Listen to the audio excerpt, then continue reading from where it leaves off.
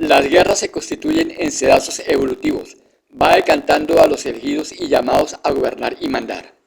En la Primera Guerra Mundial, Estados Unidos, que había emergido a partir de su gran mercado interno y abasteciéndose del extranjero de energéticos y minerales, participó marginalmente en la contienda de 1914 al 18.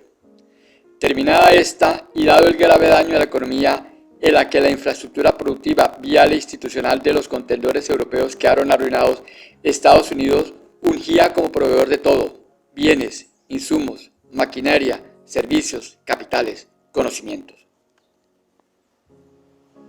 Esto catapulta la producción americana, que de un ritmo de estable crecimiento del 2% en el periodo del 1900 al 14 pasa a crecer al 4.4%, básicamente debido a exportaciones a Europa y Asia Oriental.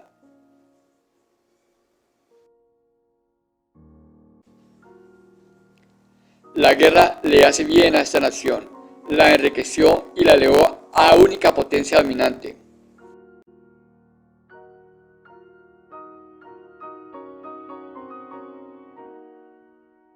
Los capitales locales se organizaron alrededor de actividades exportadoras, las que generaron enormes beneficios que fueron reinvertidos para ampliar la maquinaria productiva, la logística y distribución, se amplió la base trabajadora y con ello el sindicalismo. Se potenció el mercado bursátil atrayendo a inversores medianos y pequeños. Las clases trabajadoras se vincularon a ese gran mercado, suministrando en conjunto tal caudal de capital que excedió el requerido, generando por un lado un exceso de capacidad industrial y por otro un novedoso flujo de inversión hacia el extranjero. La economía andaba en una bonanza, las familias compraban viviendas, autos y artefactos caseros. Los más expertos economistas pensaron que el ciclo era infinito.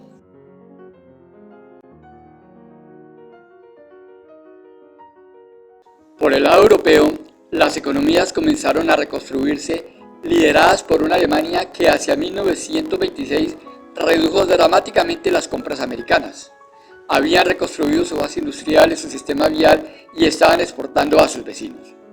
Siguiendo el ejemplo, Inglaterra y Francia aceleraron la recuperación y hacia 1929 redujeron a la mitad las compras de productos americanos. Esto, como es de esperar, redujo el ritmo de la economía americana.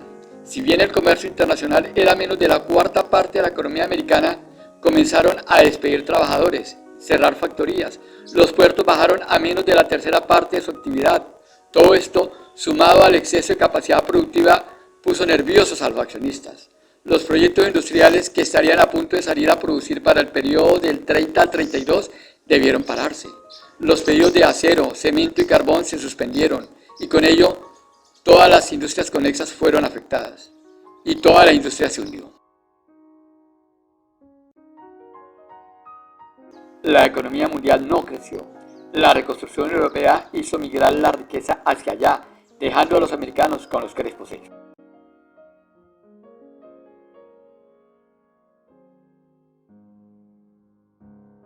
De pronto, las inversiones se desvalorizaron, carecían de valor recuperable, aunque físicamente las instalaciones fabriles fueran modernas. En 3 días, el mercado bursátil colapsó y con ello los bancos. Luego, toda la economía entró en una recesión que se postergó por 5 años más, con desempleo, hambruna, desalojo de viviendas por ejecución de hipotecas, y el contagio se esparció al resto del mundo, incluso a la misma Alemania, que dejaba de depender de los americanos, lo que fue desencadenando otra serie de eventos que una década después detonó la Segunda Guerra Mundial.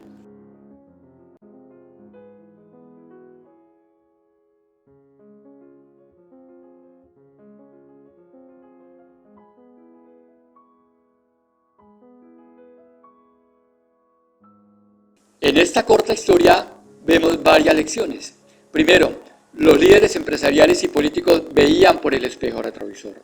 La curva de crecimiento pasado seguía una espiral alcista que llenó de confianza y ello potenció las apuestas y las inversiones. Segundo, el concepto de valor adquirió una nueva dimensión. ¿Cómo era que instalaciones modernas que valían en efectivo 100 millones una semana después y a los ojos de los inversores y prestamistas valían menos de 30 millones? Con todo el desarrollo tecnológico involucrado en ello, que da la capacidad altamente productiva y ofrece altos retornos, La carencia de mercado las volvió obsoletas y poco productivas. Tercero, ¿cómo es que una parte del todo puede arrastrar todo un sistema? Claro, están los eslabonamientos, el pánico psicológico y la disrupción abrupta, pero era una economía sustentada en la dinámica interna, en el ahorro y la ética del trabajo que llevaba más de un siglo consolidándose. ¿Cómo es que los historiadores y mentes visionarias no lo vieron venir? Sabiendo el empuje y el coraje hermanos, no previeron que estos, que quedaron peor de arruinados que sus vecinos europeos, pronto se pondrían de pie e iniciarían nuevas luchas. La percepción simbólica de la realidad primó sobre la percepción física de esa realidad. Las expectativas basadas en símbolos alimentó la codicia, alejándose de una realidad finita, apostando incluso contra ella. Estamos hablando de analistas financieros, empresarios e inversores profesionales. Tal vez podamos perdonar a los incautos trabajadores por su ignorancia, que por ella misma este grupo lo perdió todo. Es como si una capa de la sociedad confabulara contra los trabajadores, un evento que ya se ha vuelto natural a lo largo de la historia y que en el siglo XX se repitió 3, 4, 5 veces cada década y que está a punto de suceder un nuevo evento. Aunque no hubo una destrucción física ni material de esos activos productivos, y como estos respaldaban activos financieros como acciones, garantías e hipotecas, las expectativas optimistas inflaron el precio nominal de esos títulos que luego de chocar con la realidad, vieron desplomar sus precios de transacción por debajo de su valor nominal. Así que la destrucción fue de capital financiero, no físico ni material. Ello arruinó a muchos empresarios, industriales y ahorradores, llevando miseria, hambre y muerte.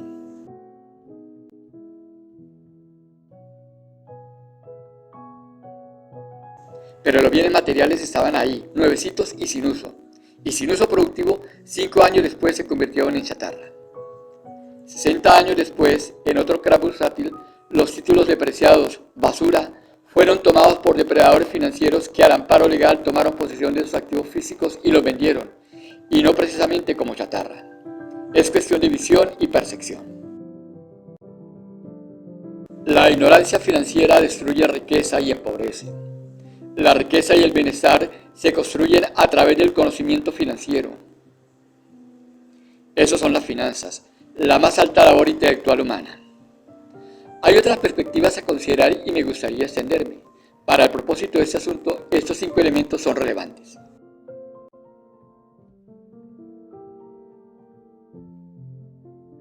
Esta gran lección histórica nos recuerda que actuamos a diario en juego suma cero, cuando competimos por recursos escasos y mercados finitos, haciendo que la migración de la riqueza sea una constante que no siempre nos beneficia y produciendo que nuestras inversiones se desvaloricen.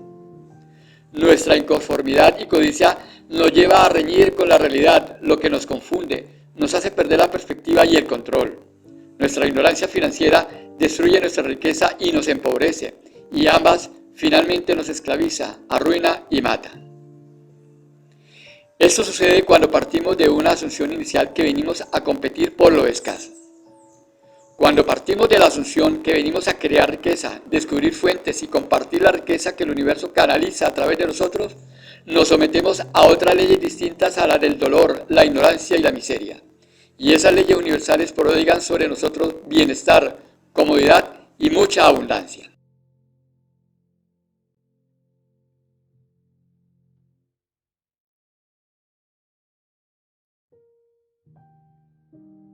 Vamos a hacer un breve recorrido sobre el apasionante tema de la creación de riqueza y esta vez vamos a enfocarnos en la dinámica del valor.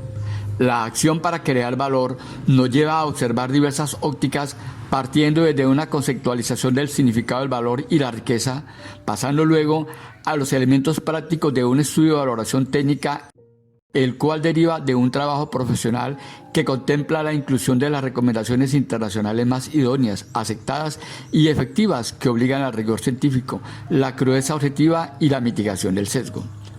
Todas estas consideraciones nos sumergen en un proceso metódico que cubre las diversas fases en que las partes intervienen para entender los conductores de valor y actuar para potenciarlos. Más que ser un mero estudio por profesionales altamente calificados y experimentados, es un ejercicio práctico para que estos utilicen su experiencia en desarrollar conciencia y compromiso hacia la aventura de crear riqueza. Se presentan casos reales que ilustran la técnica de valoración de empresas como de activos inmuebles. Con esta percepción mental ampliada podemos reemprender nuestro camino al futuro de forma provechosa para crear y descubrir por encima de competir y con mejor disposición de enfrentar los retos y los desafíos. Bienvenidos a esta aventura.